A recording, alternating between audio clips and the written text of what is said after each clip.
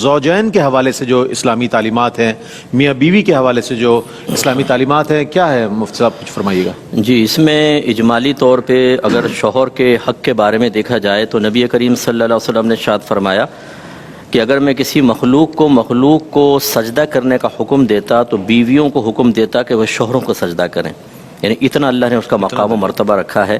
ایک روایت کے مطابق کچھ والدین تھے، وہ اپنی ایک بچی کو لے کر آئے کہ رسول اللہ یہ شادی نہیں کرتی ہے، تو رحمت کونین صلی اللہ علیہ وسلم نے اس کی وجہ دریافت کی تو اس نے عرض کی رسول اللہ صلی اللہ علیہ وسلم پہلے مجھے بتائیے کہ شوہر کا بیوی پر حق کیا ہے۔ رحمت کونین صلی اللہ علیہ وسلم نے فرمایا کہ شوہر کا یہ حق ہے کہ اگر اس کا پورا جسم خون اور پیپ سے بھرا ہو اور عورت اپنی زبان سے چاٹ کر اس کو صاف کر دے تب بھی اس کا حق ادا نہیں کر سکتی۔ مراد یہ ہے، یہ تو ایک حصی مثال دی سرکار نے جو قابل کراہت ہے، یعنی بظاہر کراہت آتی ہے، مراد یہ ہے کہ شوہر کی طرف سے کتنے ہی ناپسندیدہ معاملات ہوں، بیوی کو صبر و تحمل سے کام لینا ہوگا۔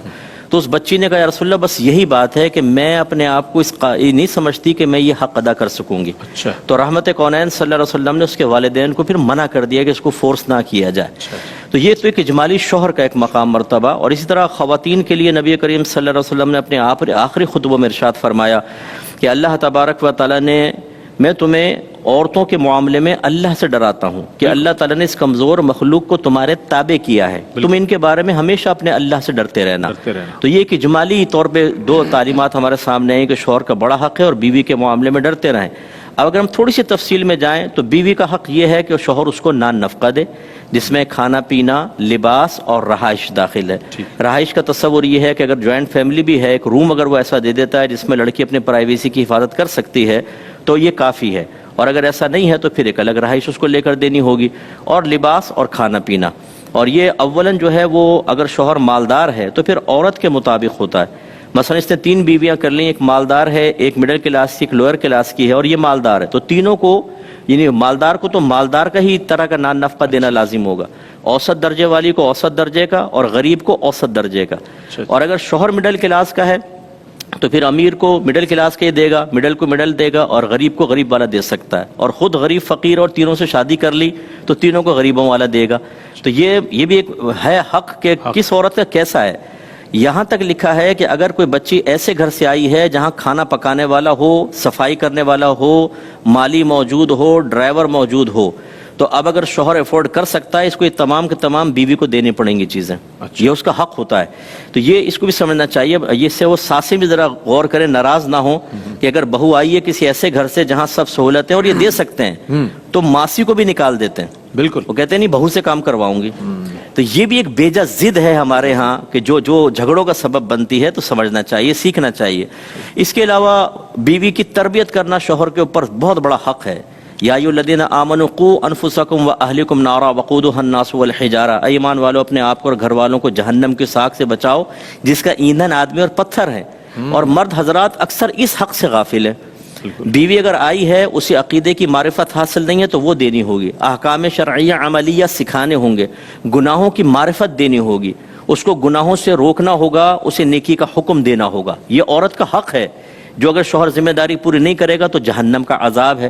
اس کے علاوہ اس کو بری صحبتوں سے روکنا یہ بیوی کا حق ہے جو شوہر کے اوپر لازم کر دیا گیا ہے۔ نبی کریم صلی اللہ علیہ وسلم نے اس سے منع فرمایا کہ کسی فاسقہ فاجرہ عورت کو گھر میں داخل ہونے دیا جائے۔ ایک ہجڑا تھا، وہ پہلے آیا کرتا تھا، اور تو ایک دفعہ اس کی گفتگو سرکار نے سماعت فرمائی جو غیر مناسب تھی، تو فرمایا آئندہ کبھی یہ گھر میں داخل نہ ہو۔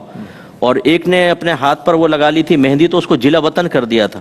تو یعنی گھر کے اندر صحبت میں بھی دیکھنا ہوگا۔ اس لیے اعلیٰ حضرت امام اہل سنت نے لکھا کہ اگر شوہر کی بیوی کی بہن یعنی سالی، سسٹر ان لا، وہ فاسقہ فاجرہ ہے تو شوہر پر واجب ہے کہ اپنی بیوی کو اس سے ملنے سے روکے، کیونکہ اس کی بری عادت اس میں سرایت کر جائیں گی۔